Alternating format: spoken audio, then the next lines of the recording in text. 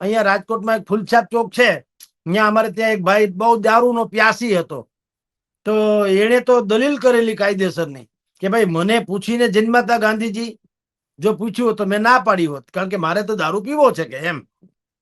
કારણ કે તમને મહારાષ્ટ્રમાં ગાંધીજીની આણ નથી નડતી, રાજસ્થાનમાં ગાંધીજીની આણ નથી નડતી, તમને દિલ્હીમાં ગાંધીજીની આણ નથી નડતી, ખાલી ગુજરાતમાં જ તમે આવું કરો એ તો બરાબર નહીં, એવું એની દલીલ હતી. એ શું કામ? સરકારની દલીલ પણ ગેરવાજબી છે. એટલે એને એવું કહેવાની જરૂર નથી કે ગાંધીજી આ જન્મ, ગાંધીનું ગુજરાત, ગાંધીનું નહીં, પટેલનું ગુજરાત એ છે. એમ તો અહીંયા રજવાડા હતા એક જમાનામાં, લ્યો ને તે દિવસે તો મદ્યપાન જે છે શાસ્ત્રમાં લખ્યું હતું, મદ્યપાન તો લોકો કરતા, જેને અત્યારની ભાષામાં કહુંબો કે છે. કાલાઈ પીવે છે, બાકી કાકરી લે છે, જે કઈ આવતું હોય તે હજી બધા કરે છે. તો એમાં કોણ ક્યાં જન્મ્યું ને કોણ શું, નહીં, કોની શું સારી વાત છે એ કરવી જોઈએ.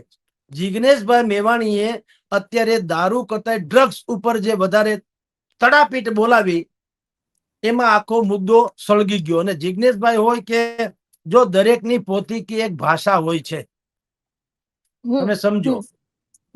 દરેકની બાળ ઠાકરેની વિનંતી પણ આદેશ જેવી જ હોય, એની વિનંતી ન હોય, એ આદેશ જેવી જ હોય અમુક લોકોની.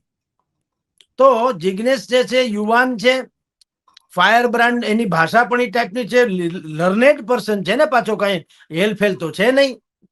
તો એને આક્રોશ વ્યક્ત કર્યો એ શું છે? તમે એવી સ્થિતિનું નિર્માણ કર્યું એટલે તમને એ આક્રોશ વ્યક્ત કર્યો ને.